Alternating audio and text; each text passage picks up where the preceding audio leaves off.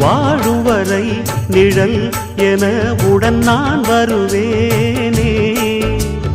ஏழ் பிறப்பும் உயிர் துணை உனை நான் பிரியேனே.